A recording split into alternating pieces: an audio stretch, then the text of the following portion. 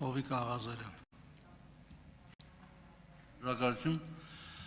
պարոն Նահապետյան, 4 հարց ունեմ։ Առաջինը վերաբերում է պարոն Քյարամյան Արգիշտի եւ իմ միջև տեղեկացած տհաճ միջադեպին 24 թվականի հոկտեմբերին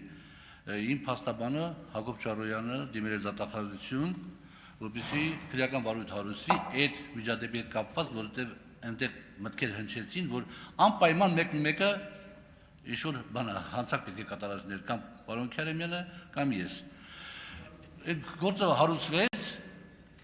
ինձ մի անգամ կանչեցին հարցաքննության, որի արդյունքում ընդամենը արգրավեցին իմ հեռախոսը իր բոլոր հետևանքներով եւ վերջ։ Ինչ կա դրանից։ Անձեռնմխելիության հետ կապված։ Անցած տարի հոկտեմբեր ամսին էր կարծեմ, ինձ հրավիրեցին ձեր կազմակերպություն եւ ասացին, որ իմ նկատմամբ նոր քրեական վարույթ է հարուցված։ Ես տարակուսեցի, որովհետև եթե նոր քրեական վարույթ է հարուցվում, ապա նորից դատախազը պետք է գա, գլխավոր դատախազը պետք է գա ազգային ժողով անձեռնմխելիությունից այդ կապված նորից անձեռնմխելիություն զրկելու միջնորդությամբ։ Բայց դա տեղի չէր ունեցել։ Իհարկե հիմնավորեցին, որ իբրև թե փաստական տվյալները նույնն են եւ այլ, բայց ես գտնում եմ, որ նույնիսկ փաստական տվյալները նույնը չեն։ Այդուհանդերձ, եթե նոր քրեական վարույթ է, նախադեպներ կա, օրենքներ կա, պետք է դատախազը գա, խի դա տեղի չունեցավ։ 214-րդ հոդվածը քրեական դատավարության օրենսգրքի ասում է, որ հնարավոր տալիս է հեռավար հարցաքննություն, բայց ով որ պետք է հարցաքննվի, իր կողքին պետք է նստած լինի իրավասու անձ։ Հիմա եթե հարցաքննությունը տեղի է ունեցել եւ իրավասու պաշտոնատար անձ չի եղել այդ հարցաքննվողի կողքին նստած,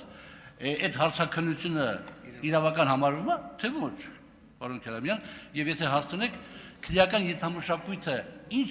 սնուցումներ ունի, ինչու առաջանում, ինչու գոյություն ունի։ Պարոն Աղազարյան, ձեր հարցերի երևի հիմնական մասը կամ բոլորը վերաբերվեց ձեր անձի հետ կապված հակակոռուպցիոն կոմիտեում քննվող քրեական վարույթին։ Ես այդ հարցերին այս ամբիոնից ու այս հաղորդման շրջանակներում չեմ պատրաստվում պատասխանել, եթե ունեք միջնորդություններ, ունեք առարգություններ, գրավոր ներկայացրեք որպես դատավարության մասնագիծ, ներկայացրեք վարույթ իրականացնող քննիչին, դրանց պատշաճ պատասխան կտրվի։ Միայն կանադառնամ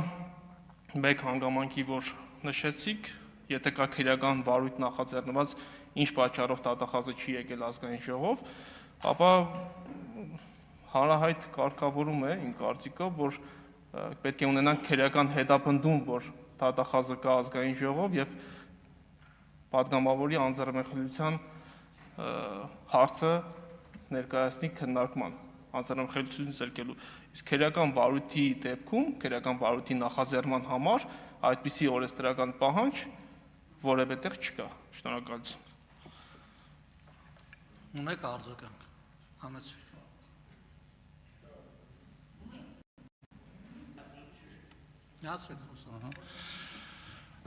Դե քրեական ենթամշակույթի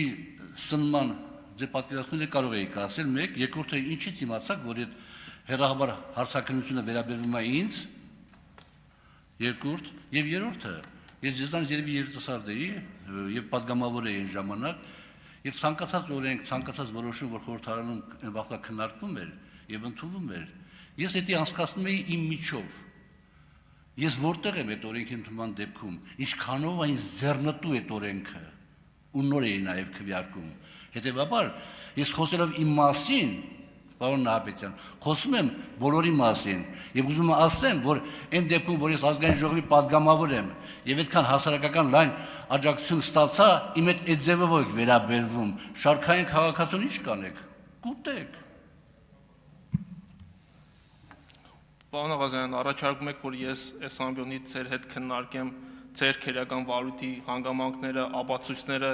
ու ձեր փաստարկները հերկող ապացուցողական տվյալները, ես առաջարկում եմ այդ տաշ